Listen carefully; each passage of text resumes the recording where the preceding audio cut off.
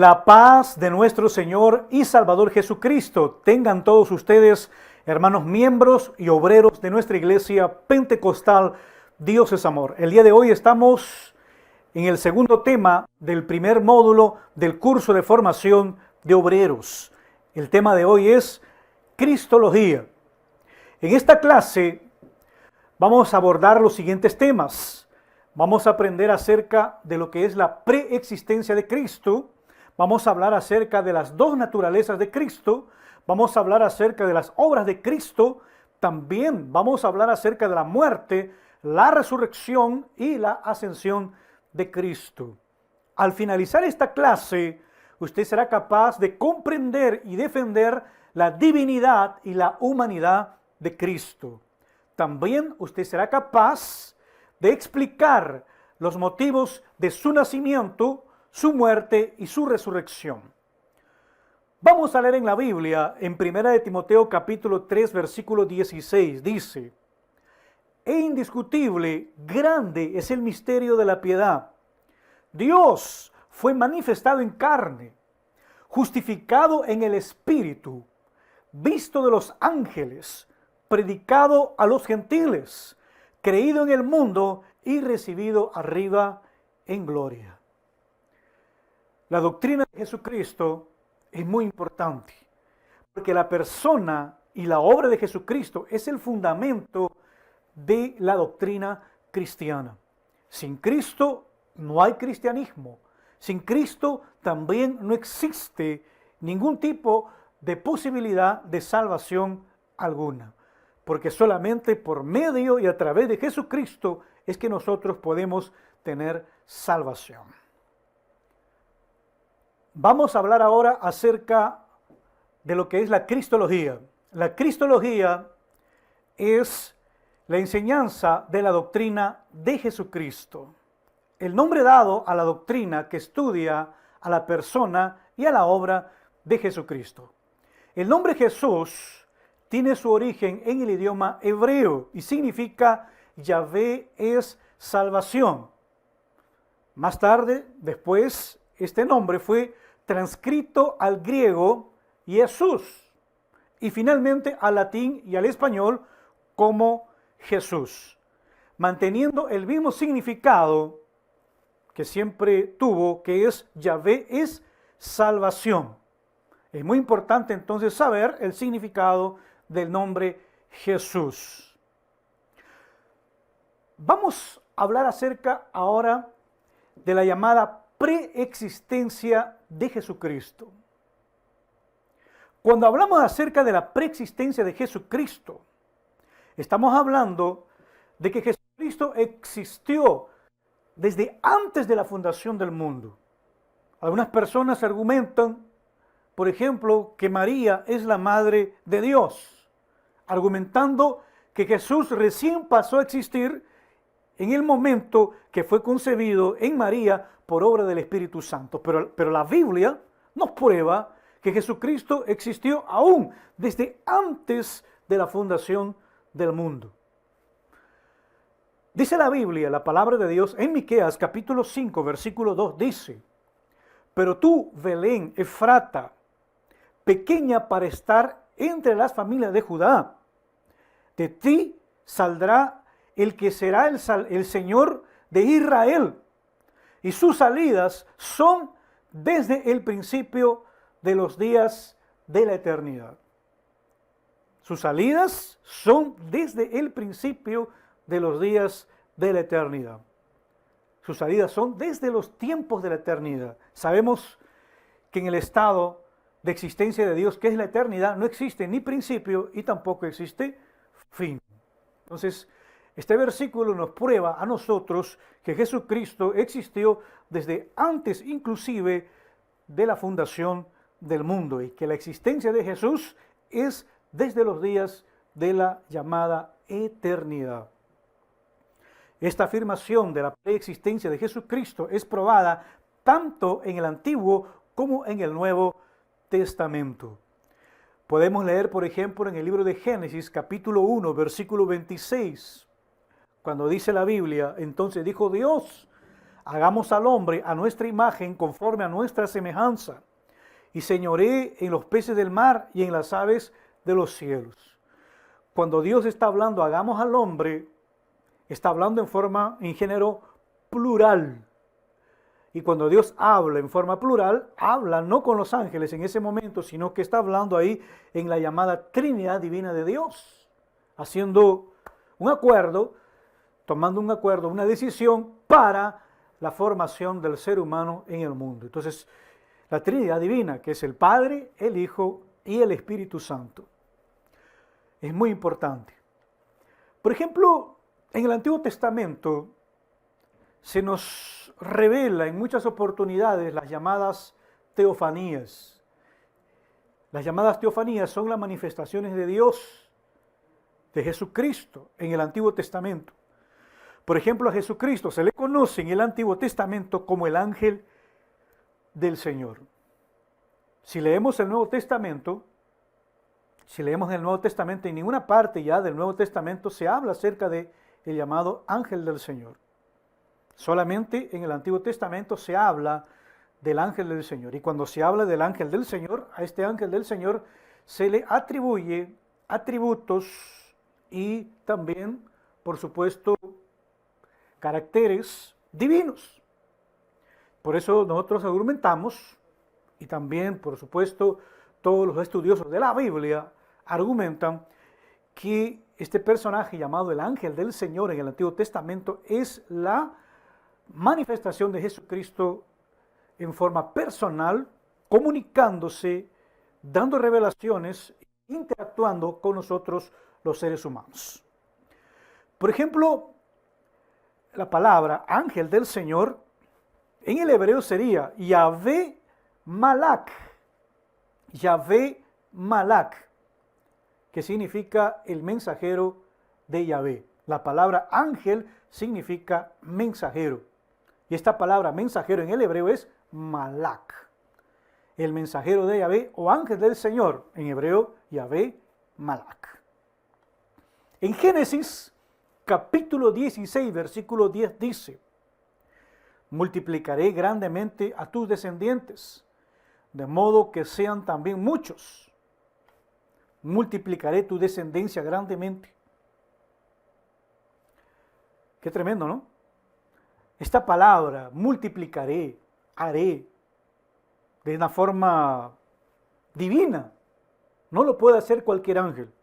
Solamente lo puede hacer Dios. Es una de las pruebas de que el ángel del Señor en el Antiguo Testamento es una teofanía. Con respecto a la persona de Cristo, una cristofanía, manifestaciones de Jesucristo en el Antiguo Testamento. En Génesis capítulo 18, del versículo 1 hasta el versículo 33, se nos habla de la visita de tres personas. Estas tres personas, una de ellas era Jesucristo, donde dice que Abraham los invitó a entrar a su casa y Sara los atendió. Esto es muy importante.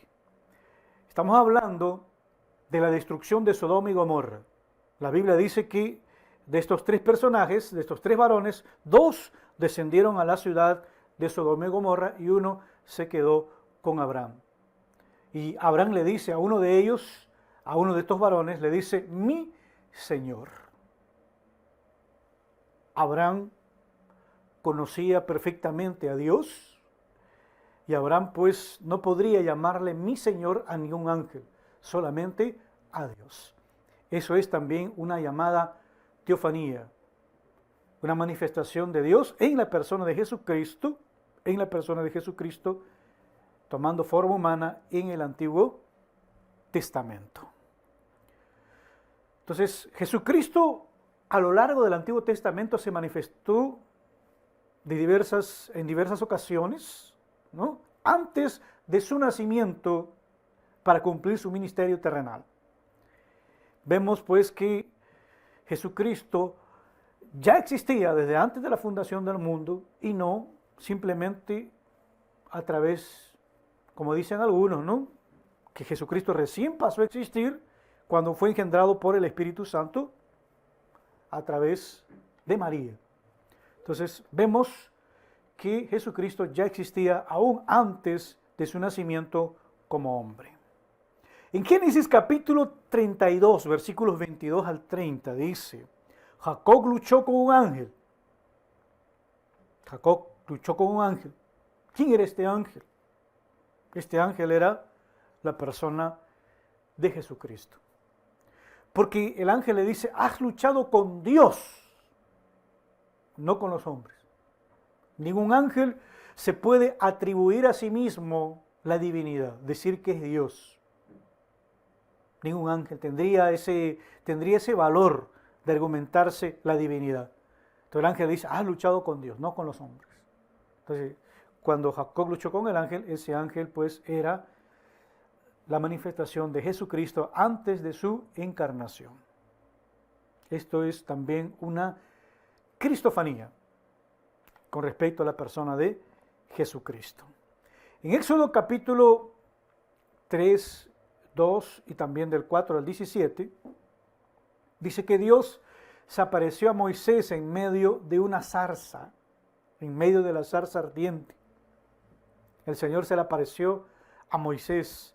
Esta también es una manifestación de Jesucristo antes de la llamada encarnación de Jesucristo, antes de su nacimiento como hombre en la tierra.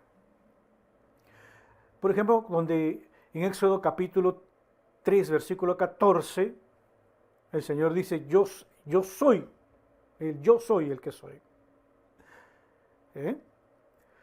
Entonces, Jesucristo es la persona más importante de toda la Biblia, más importante en su relación con nosotros los seres humanos. Toda la Biblia habla de Jesucristo. Toda la Biblia se enfoca alrededor de Jesucristo. El Antiguo, el Nuevo Testamento, toda la Biblia gira en torno a la persona de Jesucristo. Por eso que el Evangelio nuestro tiene que ser cristocéntrico. ¿Qué significa la palabra cristocéntrico? Enfocado alrededor de la persona de Jesucristo. En Juan capítulo 10, versículo 9 dice: yo soy la puerta. El que por mí entrare será salvo. Entrará y saldrá y hallará pastos. Vamos a hablar ahora acerca de las dos naturalezas de Jesús. Este concepto de las dos naturalezas de Jesús, que Jesús era Dios y que Jesús era hombre al mismo tiempo, se conoce también como unión hipostática. Dentro de la teología se conoce como la llamada unión hipostática, la naturaleza divina y la naturaleza humana en una sola persona. Cuando hablamos de las dos naturalezas de Jesús, estamos hablando que Jesucristo tenía dos naturalezas. Era una naturaleza llamada naturaleza teoantrópica. Teos en griego es Dios, antropos, hombre. Era Dios y era hombre. Pero la particularidad de esa naturaleza llamada teoantrópica era que Jesús era 100% Dios y era 100% hombre. Él no era una mezcla. Las dos naturalezas nunca se mezclaron. Las dos naturalezas nunca se mezclaron. Ni tampoco era 50% Dios, 50% hombre. No, era 100% Dios y 100% hombre. La persona del Cristo encarnado retuvo el completo total de sus atributos divinos. Él posee todo el completo de sus atributos humanos también, esenciales en un ser humano perfecto. Las dos naturalezas estaban unidas sin mezcla, sin cambios, sin división y sin separación. Jesús vivió en este mundo no solo como un Dios verdadero, sino también como un hombre verdadero. Como un hombre verdadero. Muchas personas argumentan A lo largo de la historia, en la llamada teología histórica, que habla el desarrollo de la doctrina cristiana a través de la historia, y a través de la historia han surgido muchas herejías, argumentando que cuando Jesucristo estaba en la cruz, por ejemplo, Él estaba de forma aparente, que su naturaleza humana no era una naturaleza humana completa, era aparente. Pero eso no es así. Jesucristo era 100% Dios y Jesucristo era 100% hombre. Era Dios hombre, el Dios hombre. En Juan capítulo 1, versículo 14 dice, y aquel verbo fue hecho carne y habitó entre nosotros. Vimos su gloria como el unigénito del Padre, lleno de gracia y de verdad. La segunda persona de la Trinidad, Jesucristo, se hizo hombre, se hizo carne. Un hombre como nosotros, como tú, como yo, como cualquiera de nosotros. Pero eso no impidió que retuviera el completo de su divinidad. Todo eso gracias a el milagroso nacimiento que él tuvo sin la intervención de un padre humano. El eterno Hijo de Dios, Jesucristo, asumió, cuando se encarnó, asumió una naturaleza adicional, la naturaleza humana, gracias a este nacimiento virginal. El resultado es que Cristo sigue siendo eterno y a la vez tiene una naturaleza humana actualmente. Pero esa naturaleza humana que tiene ahora, esa naturaleza humana, ese cuerpo humano, esa naturaleza humana que él tiene, es glorificada. Glorificada. Es un cuerpo humano glorificado. Por eso es que la Biblia llama a Jesucristo que Él es el primogénito de muchos. Muchos de nosotros, cuando sea el tiempo del arrebatamiento de la iglesia, vamos a tener un cuerpo semejante al de la gloria de Cristo, un cuerpo glorificado. Dice la Biblia que es necesario que este cuerpo sea transformado. Este cuerpo mortal se vista de inmortalidad. Se vista de inmortalidad. Al nacer Jesús de una mujer, se sujetó Jesús a todas las condiciones y limitaciones de la vida humana, a todas las limitaciones de vivir en un cuerpo humano. Tenía todos los defectos de los seres humanos con respecto al cuerpo humano: cansancio, sueño, fatiga, sudor, tenía todas esas limitaciones que tiene el cuerpo humano. Pero algo muy importante con respecto a la humanidad de Jesucristo: el Espíritu Santo santificó la naturaleza humana de Jesucristo y lo mantuvo libre de pecado. Necesidad de esa naturaleza humana de Jesucristo. Porque fue necesario que Jesucristo tuviese esa naturaleza humana. Jesús fue un hombre que nunca pecó. Era necesario que el castigo por los pecados de la humanidad lo recibiera un hombre. La Biblia dice que la paga del pecado es muerte. La paga del pecado es muerte. El hombre tenía que morir pagando el precio de los pecados. Pero Jesucristo, siendo hombre, en su humanidad, pagó el precio de los pecados del mundo. Eso es muy importante. Eso es muy importante. Y además que Jesucristo fue un hombre sin pecado. Él nunca pecó. ¿Por qué? Jesucristo no heredó la naturaleza caída que todos los seres humanos heredamos cuando nacemos. Yo, como ser humano, siendo hijo de un padre y una madre, al momento de yo nacer, nazco con lo que se llama la herencia del pecado. Nazco con una naturaleza caída. El nacimiento de Jesucristo fue un nacimiento milagroso y diferente. Él no necesitó de la intervención de un padre humano, por lo tanto no heredó la naturaleza caída. ¿Qué significa esto? Que Jesucristo no le llamaba la atención el pecado. Como dice la palabra de Dios, en todo fue tentado, pero Él nunca pecó. Él nunca pecó. Entonces, Jesucristo, al tener esa naturaleza especial, cumplió con todos los requisitos de la ley. Él fue el único de los seres humanos que no transgredió ningún precepto de la ley del Antiguo Testamento. Él cumplió todos los preceptos de la ley.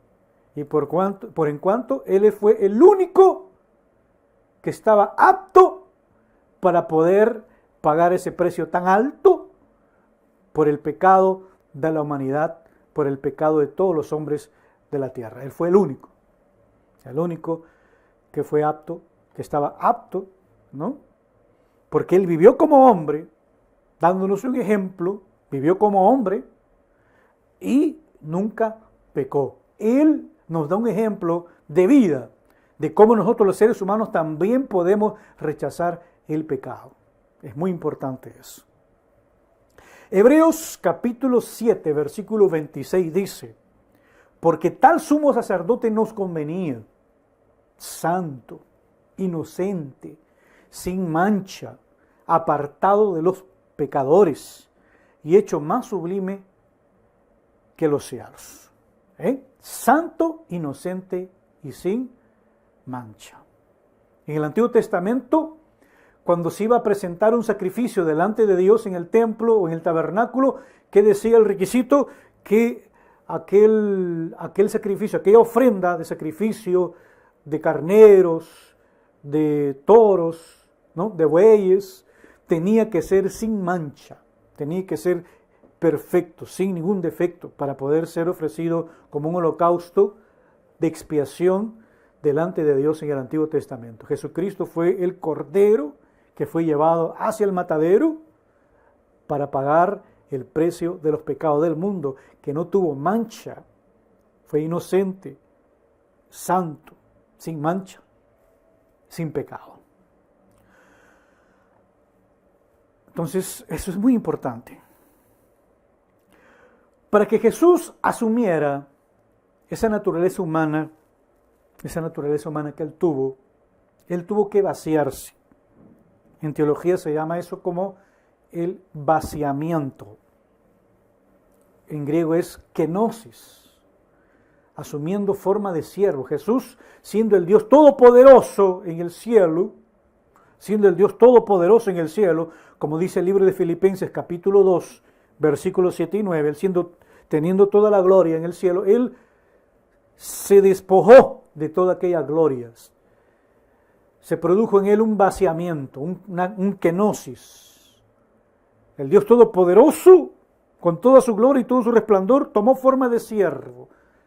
Se despojó de su gloria, para tomar forma de siervo. Eso se llama el vaciamiento.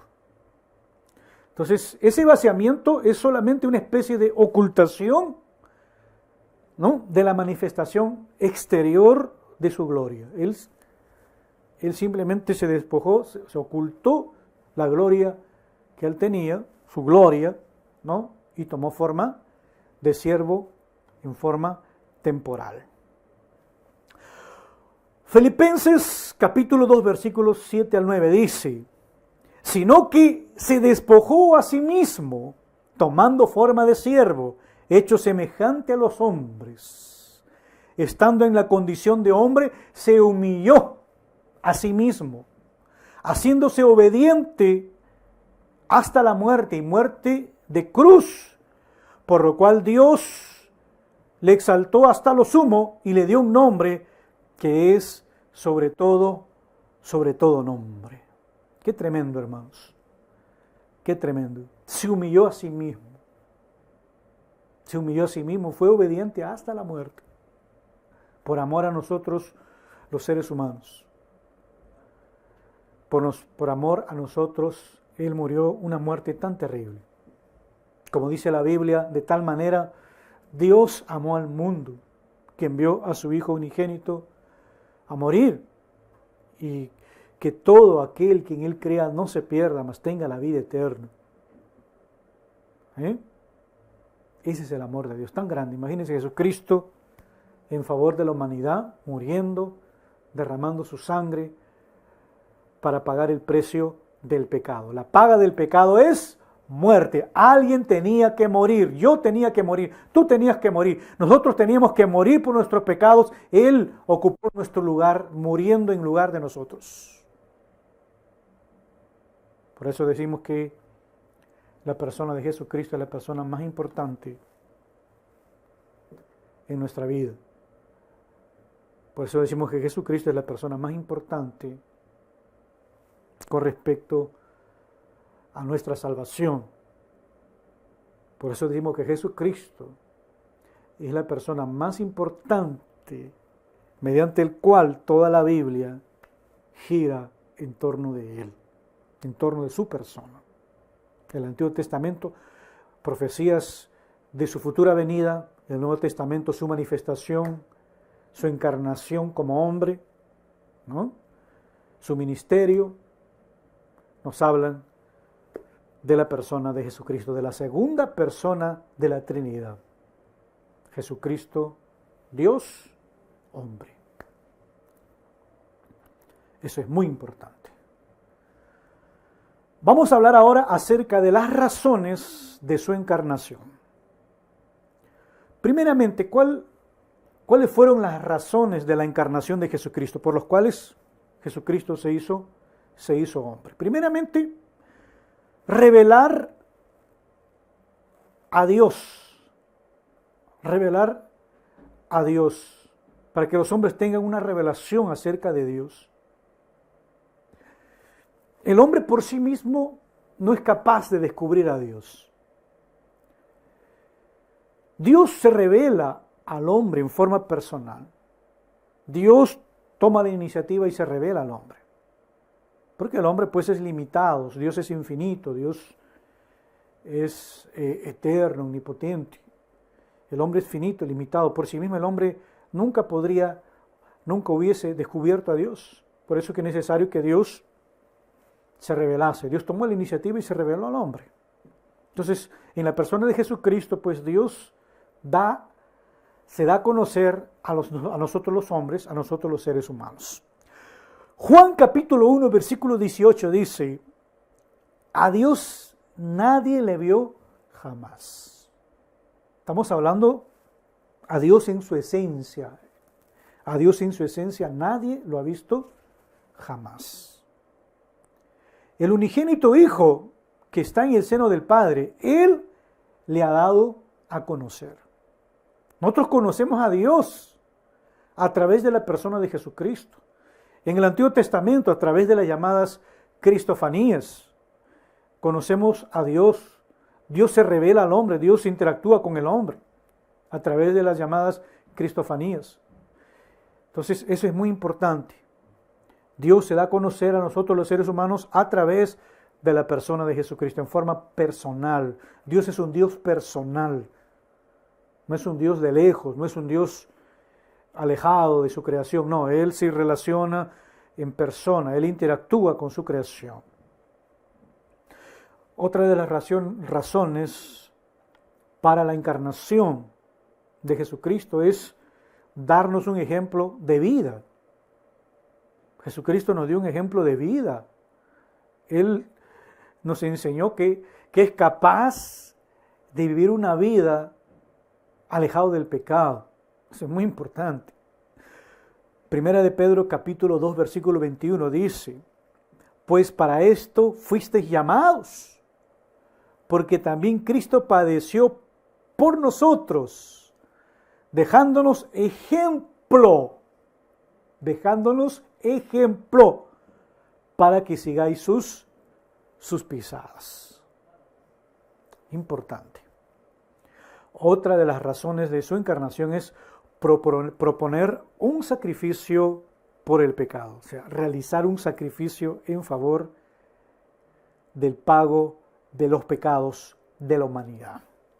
Hebreos capítulo 9, versículo 28 dice: Así también Cristo fue ofrecido una sola vez, para llevar los pecados de muchos sobre sí, los pecados de muchos. Y aparecerá, dice la Biblia, por segunda vez, sin relación con el pecado, para salvar a los que le esperan. Jesucristo fue ofrecido una sola vez, nada más. Y eso bastó. No se necesitan ya realizar otros sacrificios. Como hay algunas sectas que todavía, por ejemplo, ¿no?, para supuestamente purificarse de sus pecados, sacrifican todavía en este tiempo, sacrifican animales, palomas, carneros, bueyes. Eso ya no es necesario.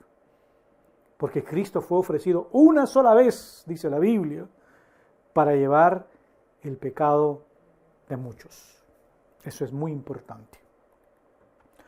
Otra de las razones de su encarnación es destruir las obras del diablo. Otra de las razones de su encarnación es ser un sumo sacerdote misericordioso. Hebreos capítulo 2, versículo 17 dice: por lo cual debía ser en todo semejante a sus hermanos, ya que Jesucristo iba a ser nuestro representante delante del Padre. Nuestro representante tenía que ser como uno de nosotros, tenía que ser hombre, tenía que ser como uno de nosotros. Eso es muy importante. Para venir a ser misericordioso, dice, y fiel sumo sacerdote en lo que se refiere para expiar los pecados del mundo. Para expiar los pecados del mundo. Él tenía que ser un ser humano para ser nuestro legítimo representante delante del Padre. Otra de las razones de la encarnación de Jesucristo es cumplir la promesa de la alianza que Dios hizo con David. Lucas capítulo 1, versículo 31 al 33 dice: y ahora concebirás en tu vientre y darás un hijo, y llamarás su nombre Jesús. Este será grande y será llamado Hijo del Altísimo. Y el Señor Dios le dará el trono de su padre David. Y reinará sobre la casa de Jacob para siempre, y su reino no tendrá fin. Otra de las causas de la encarnación de Jesucristo es ser exaltado soberanamente. Ser exaltado soberanamente, grandemente. Filipenses capítulo 2, versículo 9 dice: por lo cual Dios también le exaltó hasta lo sumo y le dio un nombre que es sobre todo nombre. Dios le exaltó a Jesucristo por su obediencia, por su sacrificio en la cruz. El Padre lo exaltó y le dio un nombre que es sobre todo nombre. Dice la Biblia que Él tiene el nombre que es sobre todo nombre y mediante el cual nosotros podemos llegar a la presencia del Padre. Es el único mediador entre Dios y los hombres. No existe otro mediador. Jesucristo es el único que se ganó ese derecho con su obediencia, con su muerte en la cruz, pagando el precio de los pecados. Vamos a hablar ahora acerca del nacimiento de Jesucristo. Cuando hablamos acerca del nacimiento de Jesucristo, vamos a hablar, por ejemplo, ahora acerca del llamado nacimiento virginal de Jesucristo. Esto es muy importante. Dice la Biblia en Mateo capítulo 1, versículo 18, dice: estando desposada María, su madre, con José, antes que se juntasen, se halló que había concebido del Espíritu Santo. Esta doctrina del nacimiento virginal de Jesucristo es una doctrina muy importante. ¿Por qué? Porque nos explica, nos habla, nos enseña que para el nacimiento de Jesucristo no se tuvo la necesidad de un padre humano. Porque si Jesucristo hubiese sido engendrado con la intervención de un padre humano, Jesucristo sería un hombre como tú, como yo, como cualquiera de nosotros. hubiese heredado la naturaleza caída. Sería un hombre como tú, como yo, como cualquiera de nosotros. Entonces no sería Dios, sería simplemente hombre. Pero el nacimiento milagroso de Jesucristo lo convierte a Jesucristo en un ser, en una persona completamente diferente, en una persona completamente especial, con una naturaleza, como dijimos al principio, teoantrópica, Dios, hombre, al mismo tiempo. José no era el padre biológico de Jesucristo. Acabamos de leer, antes que María se juntase con José, dice, María concebió a Jesucristo por obra del Espíritu Santo. Mateo capítulo 1, versículo 25 dice que José, dice, pero no la conoció, está hablando de José, pero no la conoció hasta que dio a luz a su hijo primogénito y le puso nombre Jesús. Mateo capítulo 1, versículo 25 dice que José no tuvo intimidad. Esa palabra conoció a su mujer, conoció, se refiere en la Biblia acerca de la unión conyugal de un hombre y una mujer. Dice que José no conoció a María hasta después que María dio a luz a su hijo primogénito. Oiga, eso es muy importante, muy importante. Cuando en la Biblia habla acerca de hijo primogénito, está hablando que es el primero de muchos hijos. Porque si la Biblia dijera que José no la conoció hasta que dio a luz a su único hijo, estaríamos hablando que María solamente tuvo un hijo. Pero está haciendo referencia de que María tuvo varios hijos. Dice, dio a luz a su hijo primogénito. Él es el primero de muchos. Entonces es muy importante también. Este simple versículo nos habla acerca de cosas muy importantes. Entonces, José no fue el padre biológico de Jesucristo, pues. José simplemente era un padre que adoptó a Jesucristo como suyo y le enseñó las cosas básicas de la vida hasta que Jesús llegó a ser hombre y ejerció su ministerio. En Gálatas capítulo 4, versículo 4 dice, pero cuando vino el cumplimiento del tiempo, Dios envió a su Hijo, nacido de mujer y nacido bajo la ley.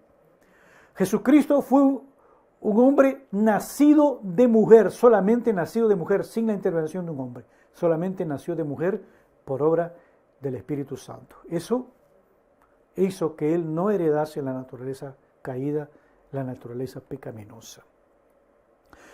Si Jesús hubiese nacido de un padre natural, como dijimos, hubiese heredado la naturaleza caída.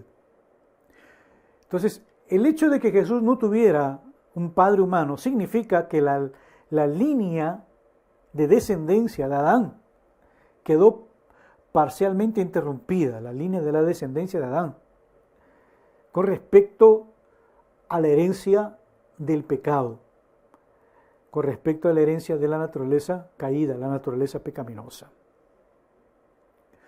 El nacimiento virginal de Jesucristo hizo posible que Jesús fuese completamente humano, pero sin la herencia del pecado.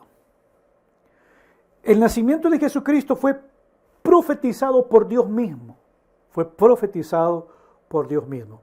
Eso lo leemos en Génesis capítulo 3, versículo 15. Dice, y pondré enemistad entre ti y la mujer, entre tu simiente y la simiente suya, y te herirá en la cabeza y tú le herirás en el calcañar.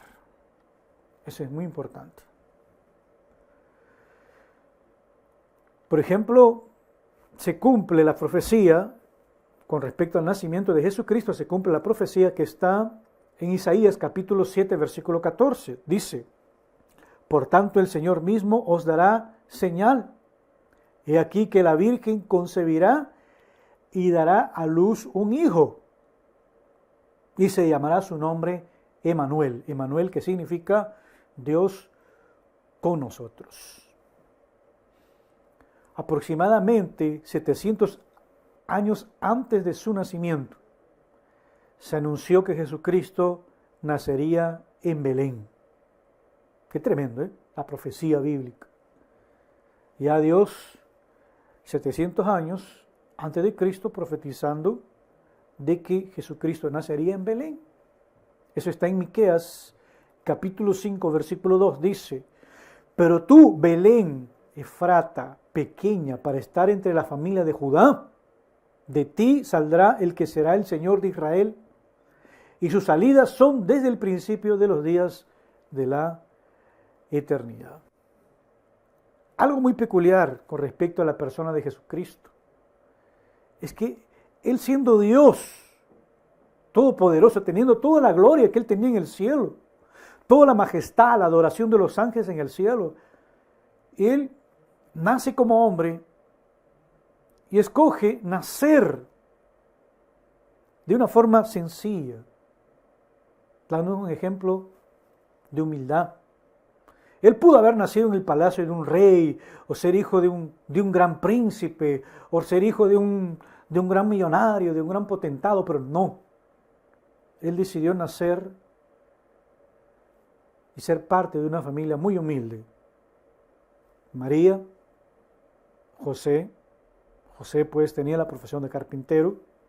Posiblemente Jesús en su niñez, en su adolescencia, aprendió el oficio del carpintero también.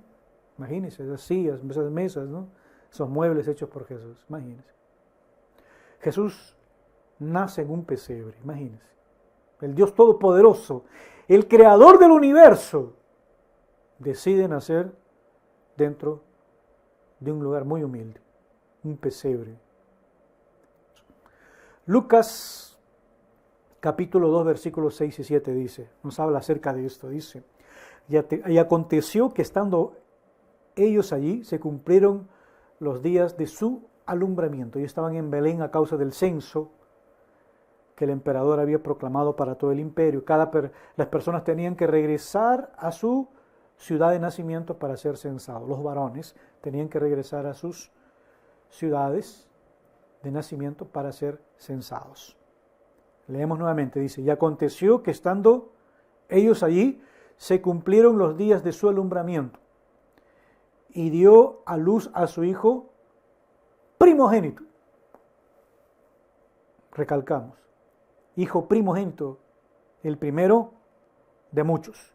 Porque si María hubiese tenido un solo hijo, diría: y dio a luz a su único hijo, o a su hijo simplemente, ¿no?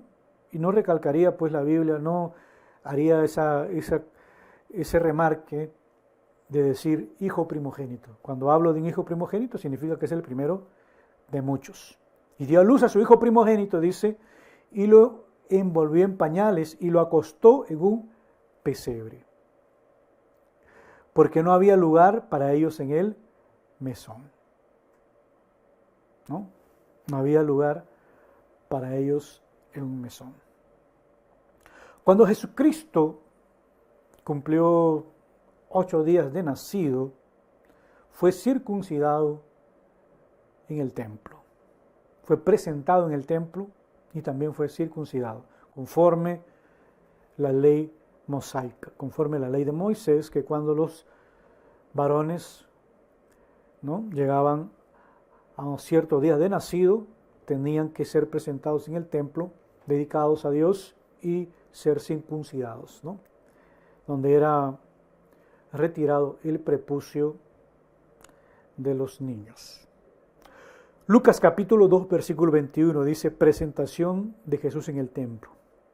Cumplidos los 8 días para circuncidar al niño, le pusieron por nombre Jesús, el cual le había sido puesto por el ángel antes que fuese concebido. Y Jesús fue presentado en el templo y fue circuncidado conforme a la ley de Moisés, la ley mosaica.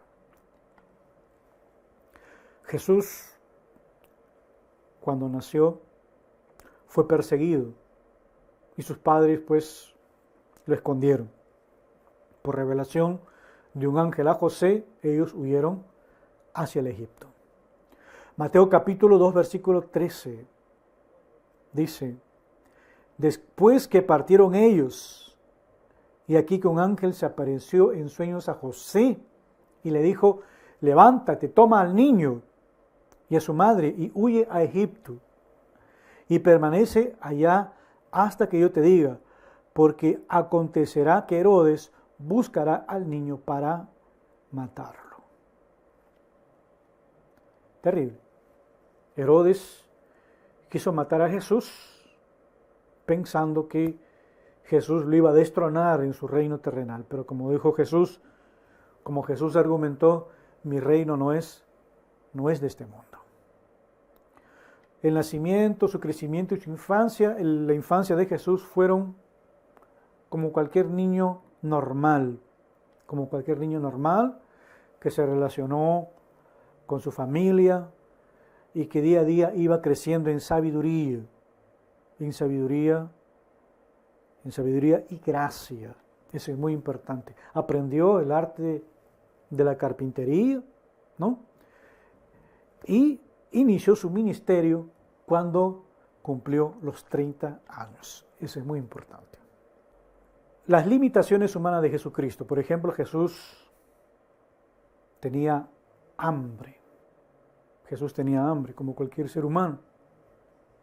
Mateo capítulo 4, versículo 2 dice: después de haber ayunado 40 días y 40 noches, tuvo hambre. Ahí donde viene, ¿no?, la tentación de Cristo, donde Satanás le dice, ¿no?, mire estas piedras, conviértalas en pan. ¿No? Si eres hijo de Dios, conviértalas en pan. ¿No? Él pudo haberlo hecho, pero no se dio a la tentación. Como ser humano que era, como hombre que era, él tuvo hambre. También tuvo sed. Juan capítulo 4, versículo 7 dice: vio una mujer de Samaria sacar agua del pozo, ¿no? Y Jesús le dijo: dame de beber. A la samaritana, él dice: samaritana, dame de beber. ¿Por qué? Porque él tenía, pues, era Dios, 100% Dios, pero vivía en un cuerpo humano, tenía sed. Jesús también sufría de cansancio, él se cansaba, porque vivió en un cuerpo humano 100% humano. Juan capítulo 4, versículo 6 dice: y estaba allí el pozo de Jacob. Entonces Jesús, cansado del camino, se sentó, y así junto al pozo era como la hora sexta. Jesús estaba cansado del camino, cansado de caminar, su cuerpo se sentía cansado. Tenía todas las limitaciones que puede tener una persona humana. Jesús tenía sueño, por ejemplo, como nosotros, ¿no? Cuando realizamos una tarea o durante todo el día estamos despiertos, pero llega un momento en que necesitamos descansar, necesitamos dormir para reponer las fuerzas de nuestro cuerpo. Jesús también tenía sueños, Jesús también dormía para reponer sus fuerzas, como hombre que era. Jesús también expresó emociones, como llorar, derramar lágrimas. Cuando murió Lázaro, Jesús lloró delante de la tumba de Lázaro, de su amigo Lázaro. Sintió una gran tristeza, a pesar que él era Dios, a pesar que él lo iba a resucitar, pero él sintió tristeza, sintió pena al estar frente a la tumba de su amigo Lázaro. ¿No? La gente dice: uy, pero está llorando, ¿no? Está llorando, imagínense, ¿no? Seguro lo quería, lo estimaba mucho, ¿no? O pudo haber venido más antes. Pero él lloró porque sintió una tristeza profunda en su corazón al ver la tumba de su amigo muerto. Juan capítulo 11, versículo 35 dice: Jesús lloró. Este versículo es el versículo más pequeño de la Biblia. Más pequeño de la Biblia.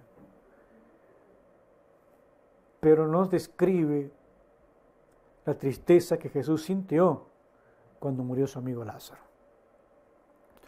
Jesús también, como ser humano, sudaba, ¿no? Después de hacer un esfuerzo grande, terrible, como cualquier humano, sudaba.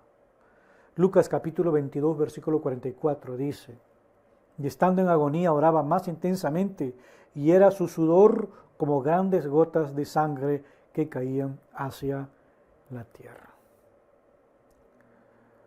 La Biblia dice también que Jesús fue tentado, en todo fue tentado, pero él nunca pecó. Él fue tentado, pero nunca pecó. No tenía la naturaleza caída, no le llamaba la atención el pecado, por eso él nunca pecó. Marcos capítulo 1, versículos 12 y 13 dice: y luego el Espíritu le impulsó al desierto, y estuvo allí en el desierto 40 días, y era tentado por Satanás continuamente. Y estaba con las fieras, y los ángeles le servían. Jesús, como cualquier ser humano, experimentó también la muerte. Todos los seres humanos tenemos esa limitación física de la muerte. Jesús también murió como ser humano que era. Claro, por supuesto, en la cruz del Calvario y pagando el precio de los pecados del mundo. Mateo capítulo 27, versículo 50 dice: mas Jesús, habiendo otra vez clamado a gran voz, entregó su espíritu y murió. Jesús, como cualquier ser humano, como cualquier persona, luego de morir también fue sepultado. Eso está en Mateo capítulo 27, versículos 59 al 60. Los nombres humanos de Cristo. Por ejemplo, Jesucristo fue llamado como el Hijo del Hombre. Eso está en Mateo capítulo 9, versículo 6. Dice: pues para que sepáis que el Hijo del Hombre tiene potestad en la tierra para perdonar pecados, dijo al paralítico: levántate, toma tu cama y vete a tu casa. Toma tu lecho y vete a tu casa. Por ejemplo, Jesús fue llamado como el Hijo de David. Eso está en Marcos capítulo 10, versículo 47. Dice: oyendo que era Jesús Nazareno, comenzó a dar voces, diciendo: Jesús, Hijo de David, ten misericordia de mí. ¿Quién dijo eso? El ciego Bartimeo, ¿no? Fue llamado Jesús, fue llamado hombre y también llamado como Hijo de Dios. Primera de Juan, capítulo 5, versículo 20. Son los nombres humanos o títulos humanos de Jesucristo. Vamos a hablar ahora acerca de la naturaleza divina de Jesucristo. Jesucristo era, dijimos, 100% hombre, pero también era 100% Dios. 100% Dios. Vamos a hablar ahora acerca de la necesidad de la deidad de Jesucristo. Porque era necesario que Jesucristo no solamente fuese hombre, sino también retuviese toda su divinidad, fuese 100% Dios. Solamente el Dios infinito podía llevar el castigo de todos los pecados de la humanidad. Solamente el Dios infinito, ningún hombre, ningún ser humano podría cargar sobre sus espaldas el precio del pecado del mundo. Aquel peso tan grande. Solamente Dios podía hacerlo. Por eso que Jesucristo retuvo el 100% de su divinidad. El 100% de su divinidad.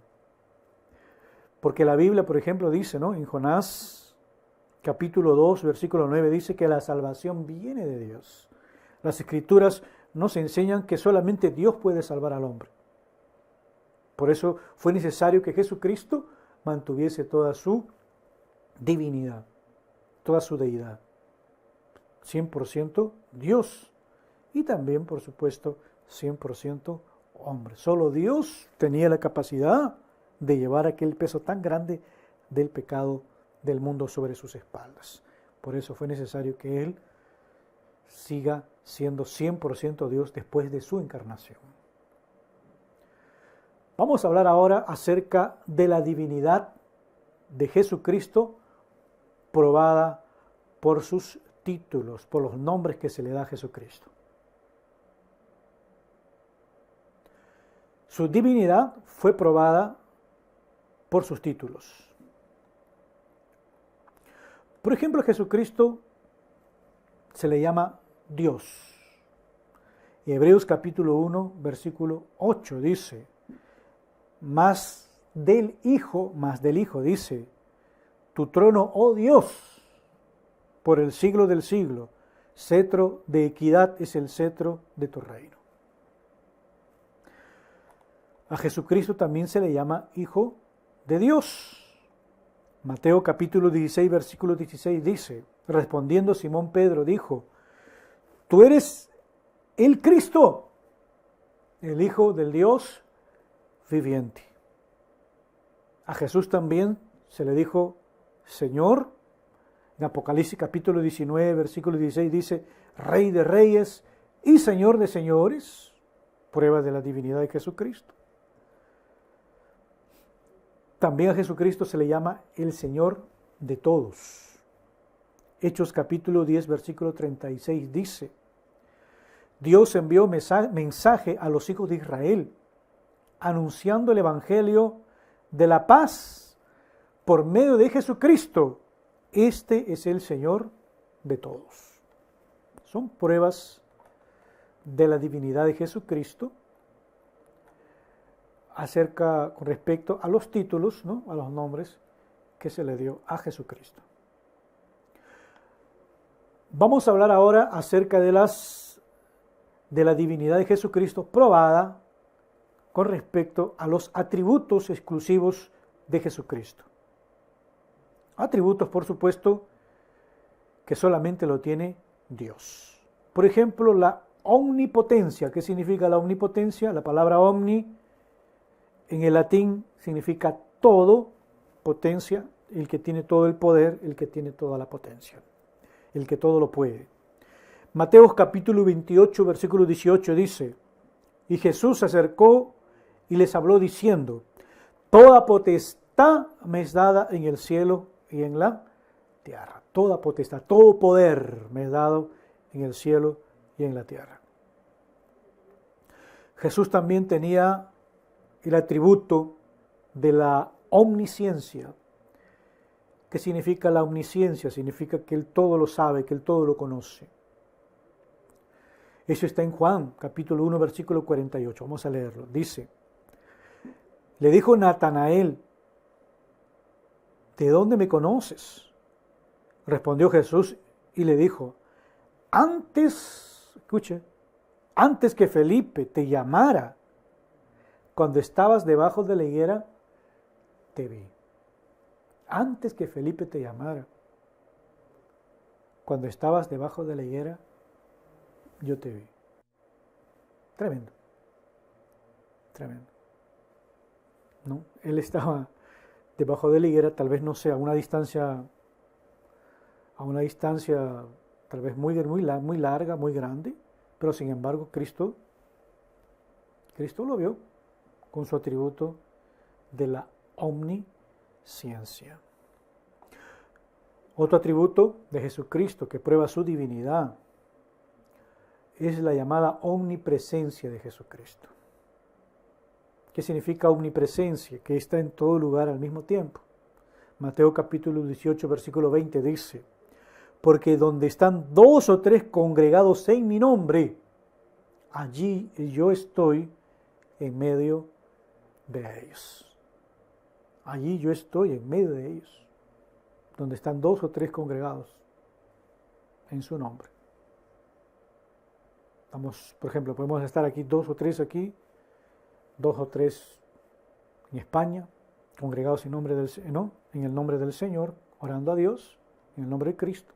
Otros en Japón, Jesucristo está en medio de ellos a través de ese atributo que se llama la omnipresencia. Está en todo lugar al mismo tiempo.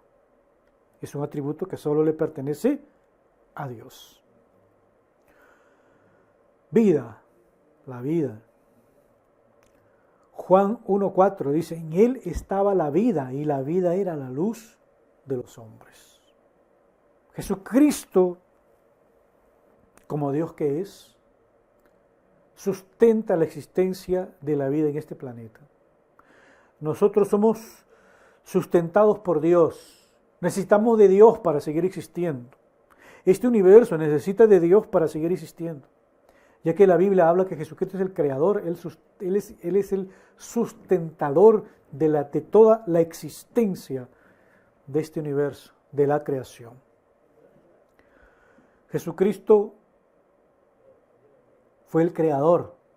Eso está en Hebreos 1:10. Dice, tú, oh Señor, en el principio fundaste la tierra y los cielos son obras de tus manos. Él fundó la tierra y los cielos son obra de las manos de Él.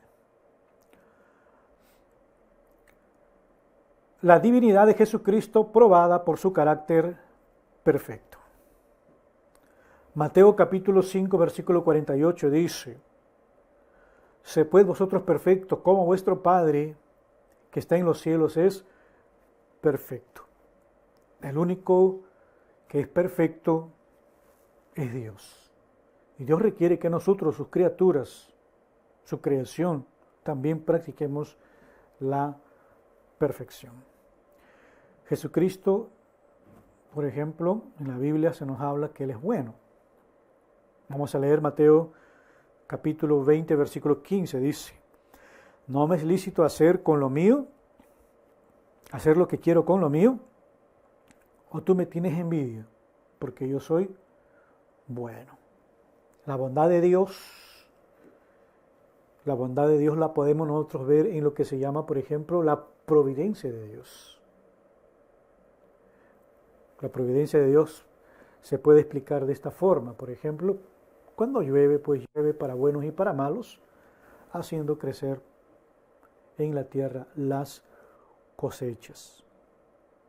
Jesucristo es fiel. Hebreos capítulo 10, versículo 23 dice, mantengámonos firmes sin fluctuar la profesión de nuestra esperanza, porque fiel es el que prometió.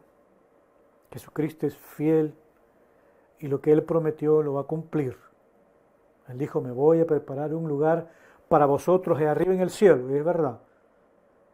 Por la palabra de Dios, aquel lugar ya está preparado en el cielo, la llamada Nueva Jerusalén. Él prometió que iba a rescatarnos, que iba a arrebatarnos a nosotros, así como se llevó, por ejemplo, en la antigüedad a Enoc, antes que llegase el diluvio y destruyese a todas aquellas personas, a toda aquella generación de personas. Igualmente Jesucristo, antes de que venga la llamada gran tribulación, antes que venga el hombre de pecado, el hijo de la perdición, el anticristo, Jesucristo vendrá personalmente y se llevará a su iglesia, arrebatará a su iglesia de la tierra, llevándolos para el reino de los cielos. Él es fiel a su promesa, fiel a lo que Él prometió. Jesucristo es justo, es justo. Primera de Juan capítulo 3 versículo 7 dice, hijitos, nadie os engañe. El que hace justicia es justo, como Él es justo. La única justicia verdadera es la justicia de Dios, la justicia divina. Porque Dios, cuando practica la justicia, Él lo hace manifestando todas sus perfecciones. Cuando Dios, y también por supuesto en la persona de Jesucristo, aplica justicia, lo hace aplicando sus perfecciones, tales como la misericordia, el amor, su omnisciencia, su sabiduría y todas sus perfecciones actúan en forma conjunta cuando, por ejemplo, aplica la justicia. El único justo y verdadero es Dios. Jesucristo es longánimo, tiene paciencia de nosotros. Segunda de Pedro, capítulo 3, versículo 9 dice: el Señor no retarda su promesa, como algunos la tienen por tardanza, sino que es paciente para con nosotros, no queriendo que ninguno perezca, sino que todos procedan al arrepentimiento. Dios es paciente, es longánimo, tiene paciencia, espera. Él no quiere que nadie se pierda. Hay gente que dice, uy, pero ¿cómo quisiera que Jesucristo viniese ahora, no? ¿Cómo quisiera que Cristo nos lleve ahora? Y los demás. Y las demás personas. Claro, sería lindo que venga ahora y lleve al cielo a todos aquellos que estén preparados. Pero los demás, aquellos que necesitan todavía ser evangelizados, ser predicados, aquellos que el día de mañana o pasado mañana o dentro de un mes van a tomar la decisión de aceptar a Cristo. Entonces, pues, tengamos paciencia, ¿no? Y esperemos al momento y a la hora que Dios determine en llevar y arrebatar a su iglesia. Jesucristo, Él es glorioso. Mateo capítulo 16, versículo 27 dice, porque el Hijo del Hombre vendrá en la gloria de su Padre con sus ángeles, y entonces pagará a cada uno conforme sus obras. Eso es tremendo. Estamos viendo las pruebas de la divinidad de Jesucristo con respecto a su carácter perfecto. Jesucristo es misericordioso. Hebreos capítulo 2, versículo 17 dice, por lo cual debía ser en todo semejante a sus hermanos, para venir a ser misericordioso y fiel sumo sacerdote en lo que se refiere para expiar los pecados del pueblo. Él es misericordioso. Vamos a hablar acerca de la divinidad de Jesucristo probada por sus obras.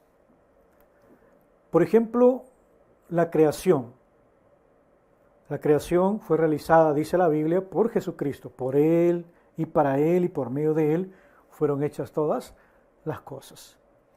Juan capítulo 1, versículo 3 dice, todas las cosas por Él fueron hechas.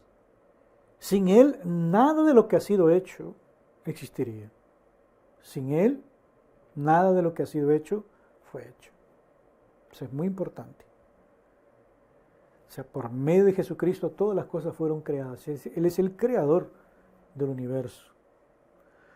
También Jesucristo es el sustentador de todas las cosas. Eso está en Colosenses capítulo 1, versículo 17, dice, y Él es antes de todas las cosas. Jesucristo es antes de todas las cosas, antes de la existencia, antes de la creación, antes del tiempo, antes de la materia. Jesucristo es antes de todas las cosas, porque Él es el creador. Y todas las cosas en Él subsisten. ¿Qué significa eso? Que todas las cosas, para seguir existiendo, necesitan que Cristo las sustente.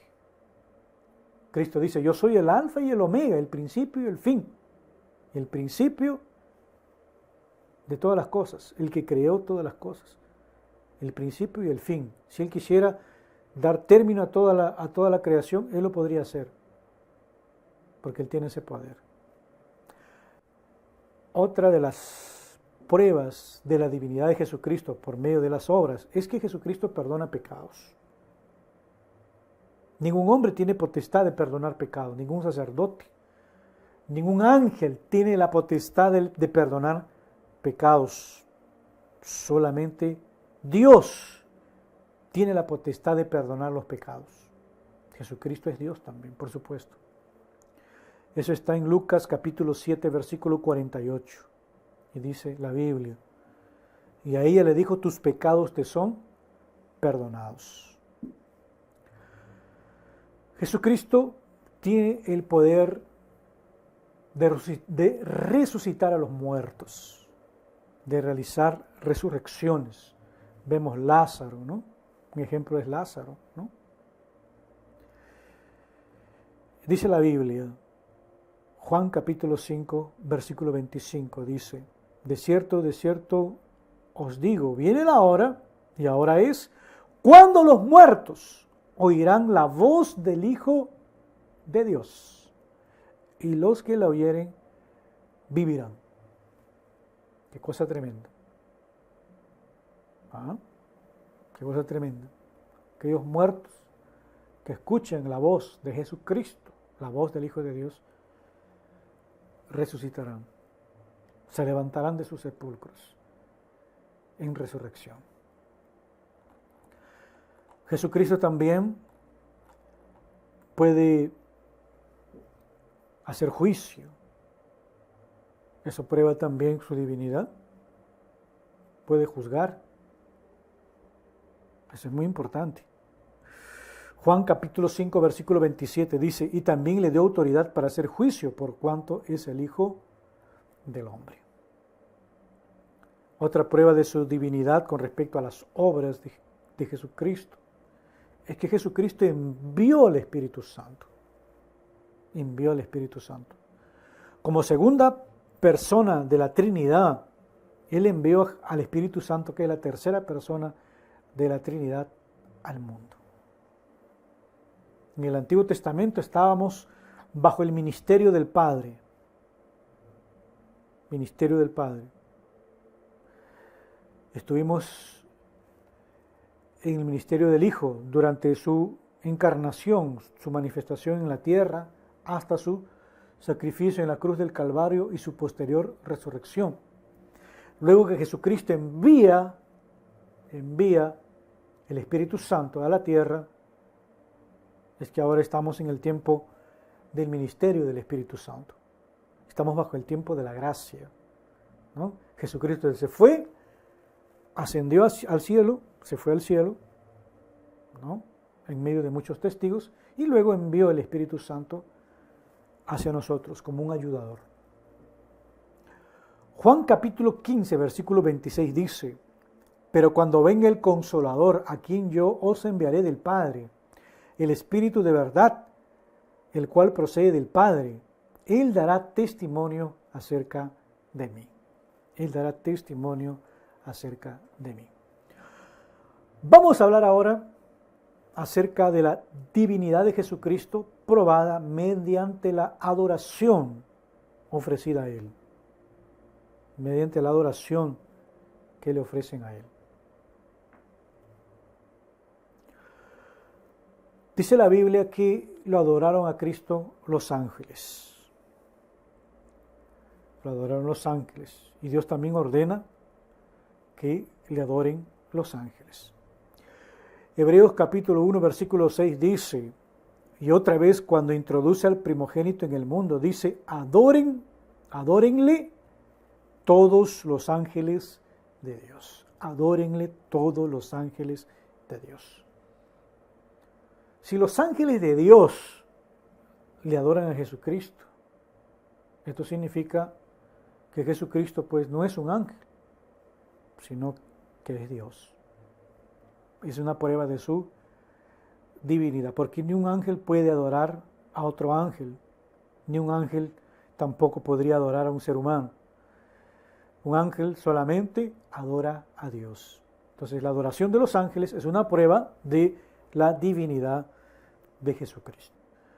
Por ejemplo, en el nacimiento de Cristo también le adoraron a Jesucristo de una forma especial. Vamos a leer Mateo capítulo 2, versículo 11. Dice, y al entrar en casa, vieron al niño con su madre María y postrándose le adoraron. Y abriendo sus tesoros le ofrecieron presentes, oro, incienso y mirra. Oro, incienso y mirra. Lo adoraron como Dios. Aquellos reyes del oriente lo adoraron como un ser divino. Lo estuvieron buscando, lo encontraron y lo adoraron. Jesucristo fue adorado por sus discípulos, fue adorado por el leproso también, que fue sanado por él, fue adorado por la mujer cananea. Eso está en Mateo capítulo 15, versículo 25. También en su resurrección fue adorado. Lucas capítulo 24, versículo 52. Y Jesucristo, dice la Biblia, ¿no? Dice la palabra de Dios que tiene que ser adorado por todos. Todos tenemos que postrarnos delante de Él. Filipenses capítulo 2, versículo 10 dice, para que en el nombre de Jesús se doble toda rodilla de los que están en el cielo, en la tierra y debajo de la tierra. Todos van a doblar su rodilla delante de la persona de Jesucristo. Vamos a hablar ahora acerca de la Trinidad como prueba de la divinidad de Jesucristo. En relación al Padre, Jesucristo dice, yo y el Padre somos uno. ¿No? ¿Qué es la Trinidad? La Trinidad es una unidad compuesta. Esa unidad compuesta que es Dios está compuesta de tres personas, Padre, Hijo y Espíritu Santo.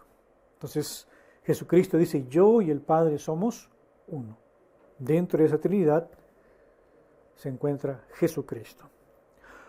Juan capítulo 14, versículo 23 dice, respondió Jesús y le dijo, el que me ama, guarda mi palabra, y mi Padre le amará, y vendremos a él, y haremos morada con él.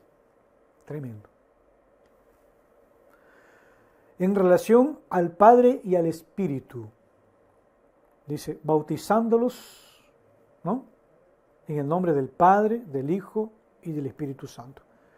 Por ejemplo, cuando se da esa fórmula, ¿no?, del bautismo, dice, Jesucristo dice a sus discípulos, bauticen a las personas en el nombre del Padre, en el nombre del Hijo y en el nombre del Espíritu Santo.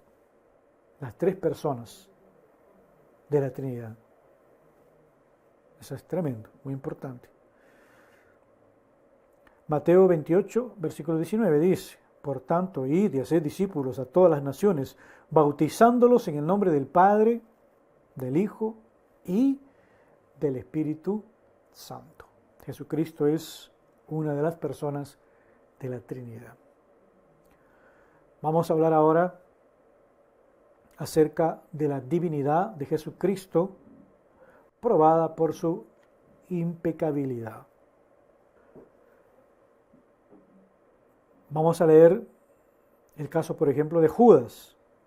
En Mateo capítulo 27, versículo 4 dice, yo he pecado, Judas dice, ¿no? Yo he pecado, he entregado sangre inocente, mas ellos dijeron, ¿qué nos importa a nosotros? Allá tú. ¿No? Entonces, por ejemplo, cuando aquel ladrón estaba en el monte de la calavera, cuando estaba Jesucristo siendo crucificado, el ladrón se arrepintió y le dijo a Jesús, Señor, acuérdate de mí cuando estés en tu reino. Aquel pecador reconoció la divinidad de Jesucristo. Que él dijo a Jesús, hoy mismo estarás conmigo en el paraíso.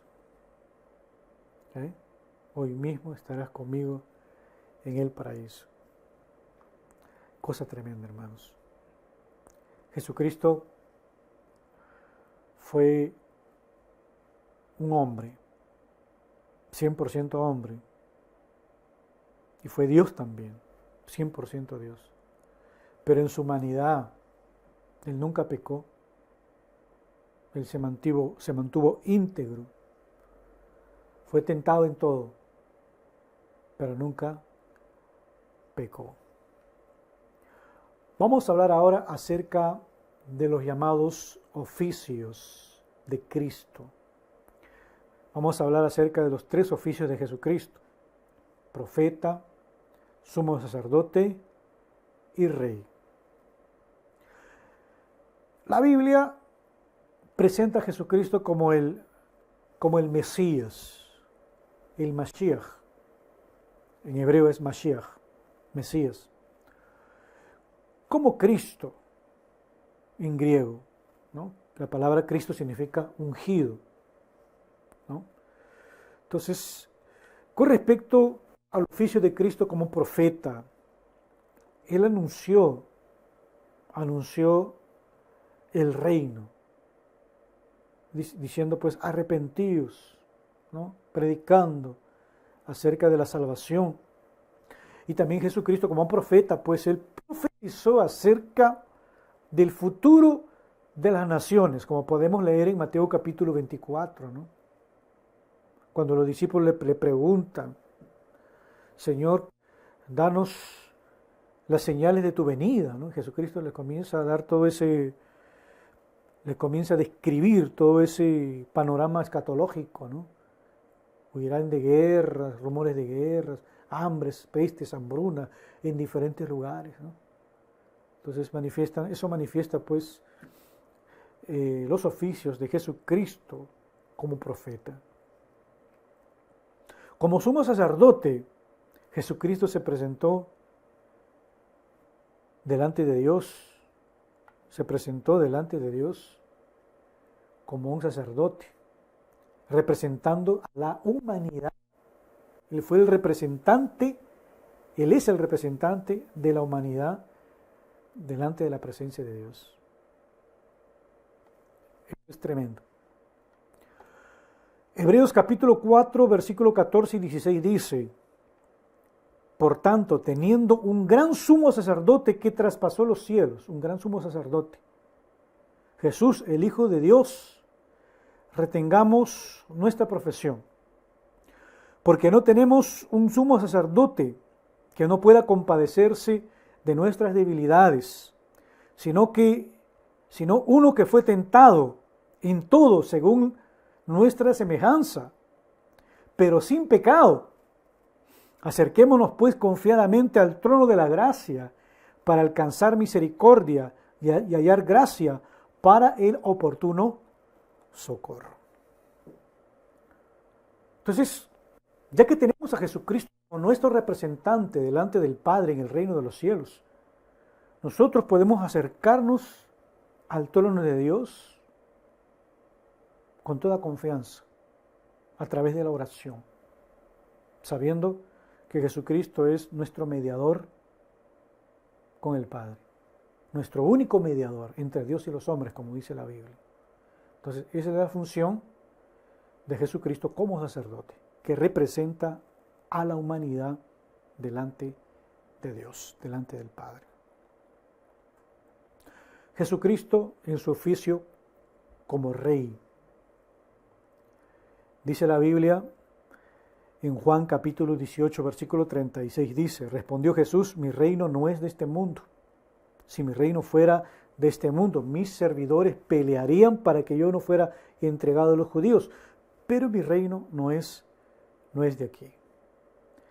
El reino de Jesucristo es su señorío en las vidas y en los corazones de todas aquellas personas que oyen sus palabras y la obedecen. Él reina en el corazón de todas aquellas personas que creen en Él. Él es Rey de reyes, Señor de señores. No solamente reina en el corazón, sino también que Él es como Dios, Él es el Rey, es el dueño y el sustentador de todas las cosas.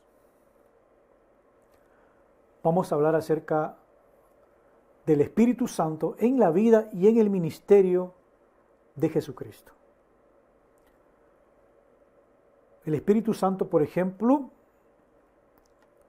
en el ministerio de Jesucristo realizó muchas tareas. Por ejemplo, María quedó embarazada por obra del Espíritu Santo.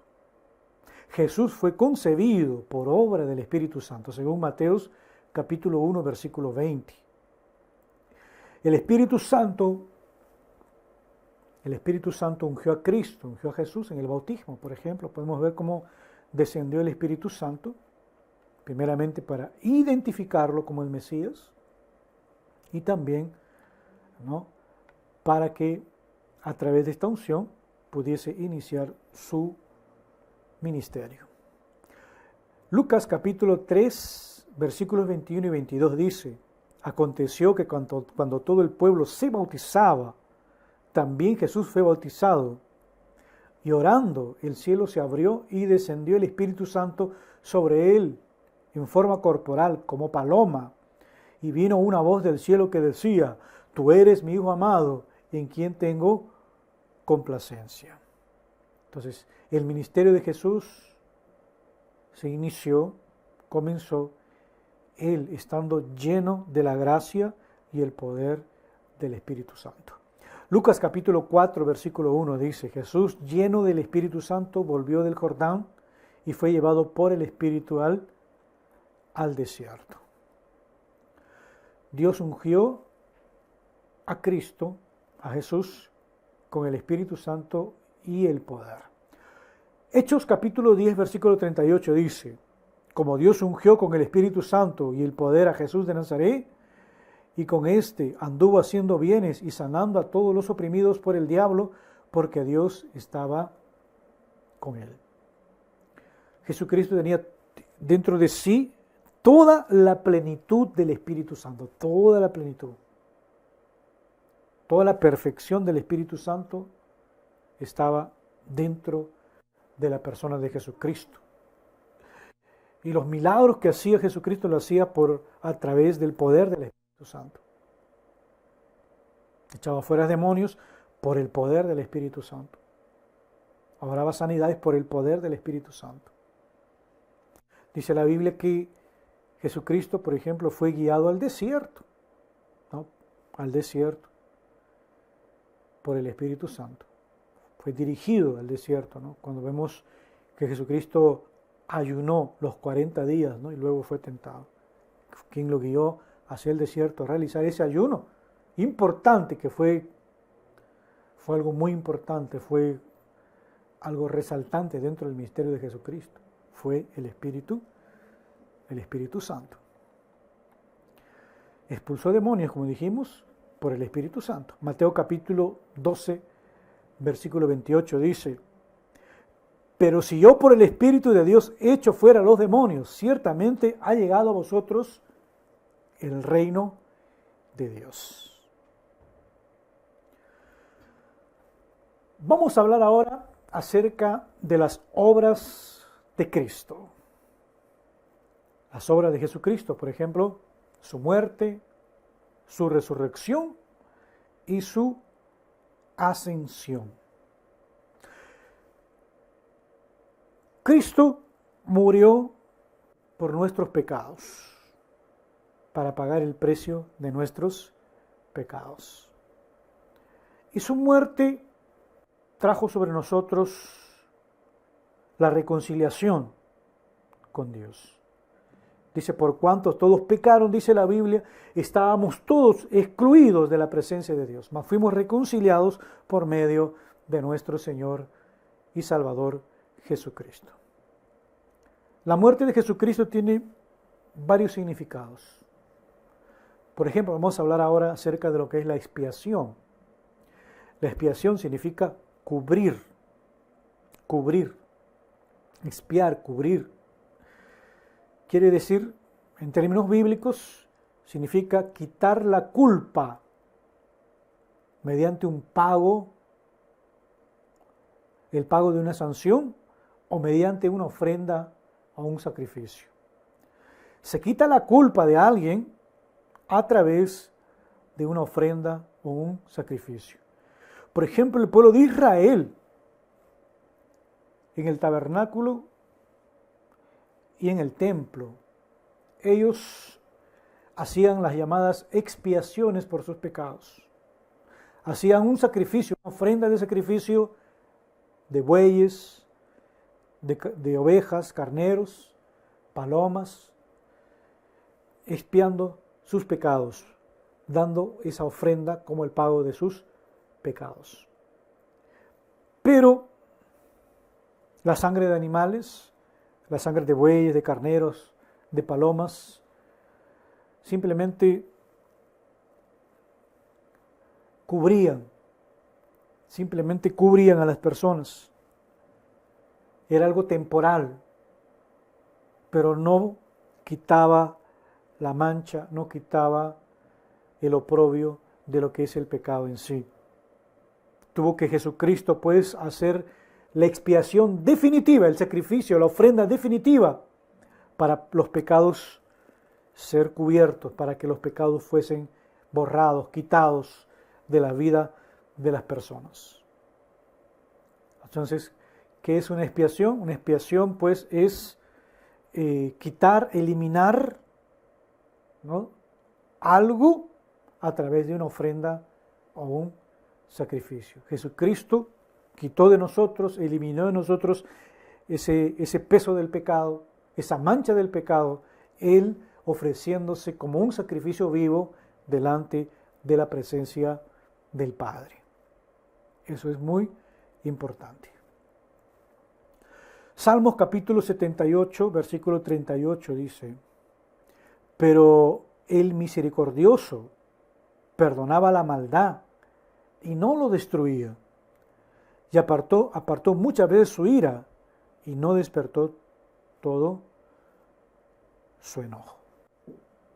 Cuando el pueblo de Israel ofrecía los sacrificios expiatorios, ¿no?, de ovejas, carneros, Dios aplicaba su misericordia y perdonaba su maldad y no lo destruía.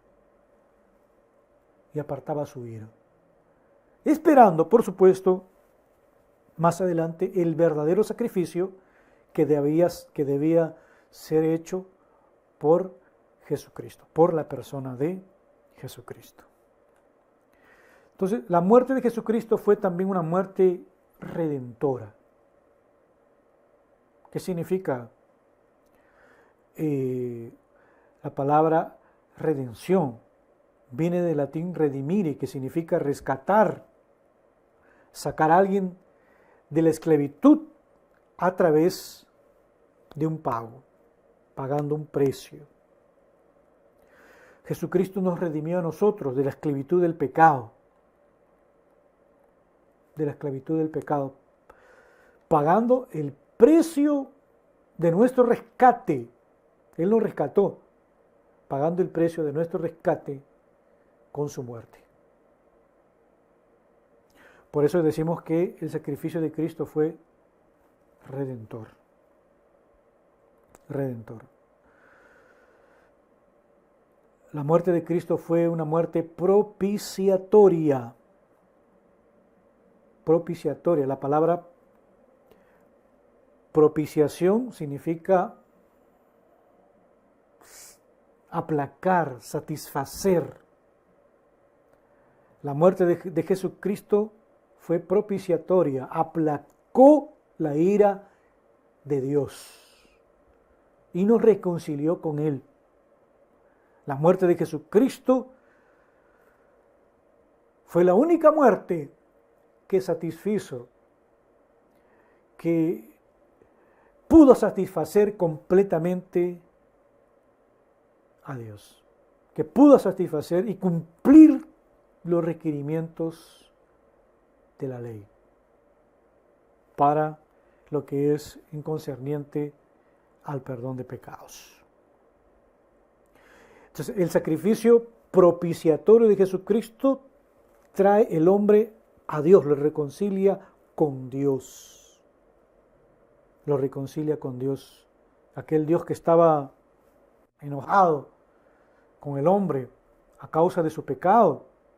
Entonces, aquel sacrificio propiciatorio lo que hace pues es aplacar la ira.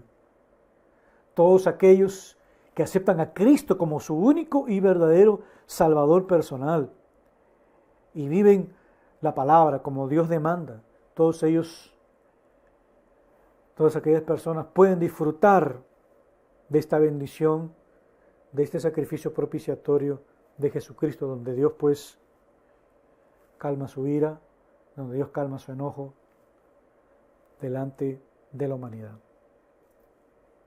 Eso es muy, muy importante.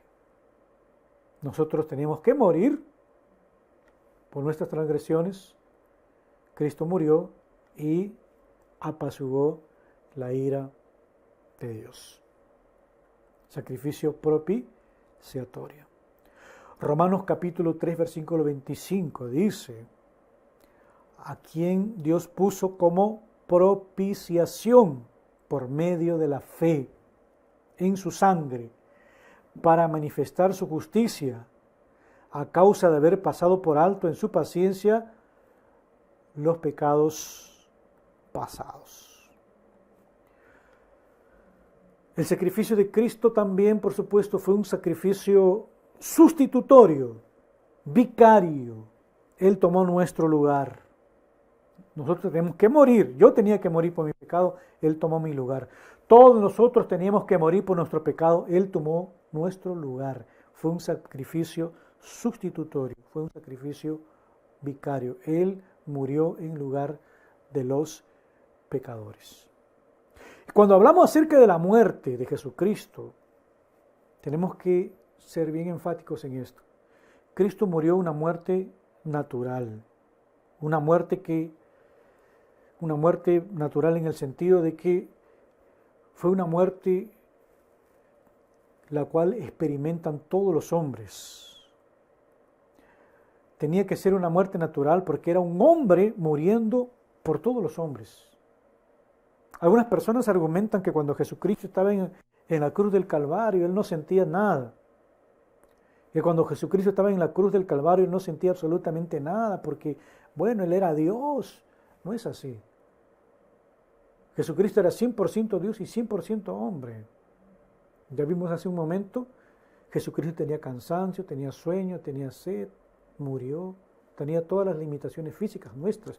Y cuando Cristo estaba en la cruz del Calvario, Él estaba sintiendo en su totalidad todo aquel castigo, todo aquel sufrimiento, todo aquel martirio tan terrible que Él padeció.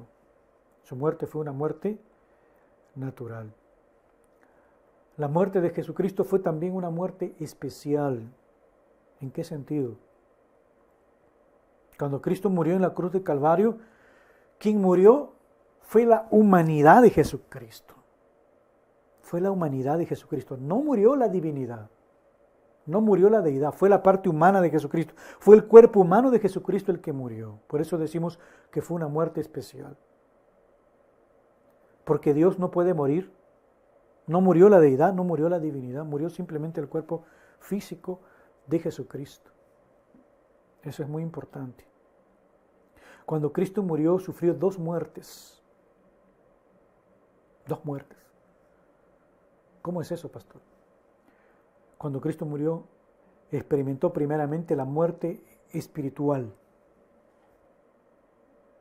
Porque cuando Cristo estaba en la cruz del Calvario, estaba sobre sus espaldas el peso del pecado del mundo.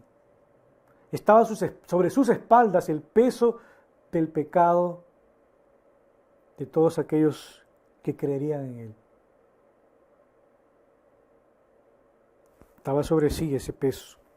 Por eso que el Padre se apartó de él. La muerte espiritual es la separación del hombre y de Dios a causa del pecado. Una persona cuando peca, se produce eso, se produce la separación, el rompimiento de la comunión con Dios. Se rompe la comunión.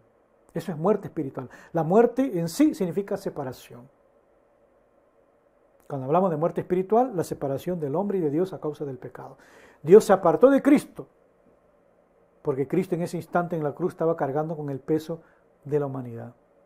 Por eso que Cristo dice, Padre, Padre, ¿por qué me has abandonado? Él se sintió solo. Él estaba prácticamente solo en la cruz. El Padre se apartó un momento de él porque estaba cargando el peso del pecado. Sus discípulos huyeron. Solo unos cuantos estaban ahí. pero en sí él se sintió solo. Experimentó primero la muerte espiritual a causa del peso del pecado que estaba sobre él. Luego experimentó la llamada muerte física. La muerte, ¿qué significa? Dijimos, la separación. Muerte es sinónimo de separación. Cuando experimentó la muerte física, se separó su cuerpo, su alma se separó del cuerpo. Muerte es separación. No se equivoque. No vaya a ser como los testigos de Jehová, que ellos argumentan que la muerte significa una aniquilación, un sueño. No. La muerte es la separación del alma. La muerte física es la separación del alma y del cuerpo. Por eso decimos que Cristo experimentó dos muertes. La muerte espiritual primera y luego la muerte física. Luego pues Jesucristo resucitó. Y esa resurrección es el mayor milagro del cristianismo. La resurrección de Cristo nos garantiza de que Jesús es todo lo que Él afirmó. ¿Qué decía Jesús? Ser el Hijo de Dios, ser el Salvador. Entonces, la resurrección es la mayor prueba pues de que Él es quien dijo ser. Lucas capítulo 24, versículo 6 dice, no está aquí, los ángeles, ¿no? No está aquí, sino que ha resucitado, dijeron los ángeles. Acordaos de lo que os habló cuando aún estaba en Galilea. No está aquí, no se encontró. El sepulcro estaba vacío cuando fueron a las mujeres a ver el sepulcro. El sepulcro estaba vacío y sigue vacío porque no hay nadie en ese lugar, porque Cristo resucitó. Luego de la resurrección, Jesús se apareció a muchas personas. Se apareció, por ejemplo, a María Magdalena. Marcos capítulo 16, versículo 9 dice, Jesús se aparece a María Magdalena, ¿no? Habiendo pues resucitado Jesús por la mañana, el primer día de la semana, apareció primeramente a María Magdalena, de quien había echado 7 demonios. Jesús se apareció también a los discípulos en el camino a Emaús. Eso lo vemos en Lucas capítulo 24, versículos 13 al 35. Se apareció también a Pedro, a los 10 que estaban encerrados en la casa, ¿no? Conforme Juan capítulo 20, versículos 19 y 23. Se apareció a los 11 apóstoles una semana después de la aparición anterior. También Jesús se apareció a los apóstoles en el Monte de los Olivos, por última vez antes de ascender al reino de los cielos. Eso está en Hechos, capítulo 1, versículo 9. Dice, y habiendo dicho estas cosas, viéndolo ellos, fue alzado y le recibió una nube que le ocultó de sus ojos. En su resurrección Jesús triunfó sobre la muerte y sobre el diablo. Hebreos capítulo 2, versículo 14 dice, así que por cuanto los hijos participaron de carne y sangre, él también participó de lo mismo para destruir por medio de la muerte al que tenía el imperio de la muerte, esto es, al diablo. Jesucristo entonces triunfó sobre la muerte y sobre el diablo. Por medio de la resurrección de Jesucristo, tenemos nosotros la garantía que un día también nosotros resucitaremos. Segunda de Corintios capítulo 4, versículo 14 dice, sabiendo que el que resucitó al Señor Jesús, a nosotros también nos resucitará con Jesús y nos presentará juntamente con vosotros. Luego que Jesús resucitó, dice la Biblia que Él ascendió, subió para el reino de los cielos. Esa ascensión de Jesucristo al reino de los cielos nos enseña que nuestro Maestro, que nuestro Jesús, por ejemplo, es un ser divino, es un ser celestial. Hebreos capítulo 7, versículo 24 dice: mas por cuanto permanece para siempre, tiene un sacerdocio inmutable, un sacerdocio que no cambia, que Él permanece para siempre, con ese sacerdocio. Nuestro Cristo, pues, es un Cristo exaltado. Mateo 28, 18 dice: y se acercó Jesús y les habló: toda potestad me es dada en el cielo y en la tierra. Cristo es el soberano Cristo es soberano y es cabeza de todo varón. Primera de Corintios capítulo 11, versículo 3 dice: pero quiero que sepáis que Cristo es la cabeza de todo varón, y el varón es la cabeza de la mujer, y Dios la cabeza de Cristo. Cristo es la cabeza de todo principado y de toda potestad. Colosenses capítulo 2, versículo 10 dice: y vosotros estáis completos en Él, que es la cabeza de todo principado y potestad. Entonces la ascensión de Cristo, pues, nos enseña, pues, que nuestro Maestro Jesucristo es la cabeza de todo principado, de toda potestad, que Él es el soberano y la cabeza de todo varón, que Jesucristo es la cabeza de la iglesia.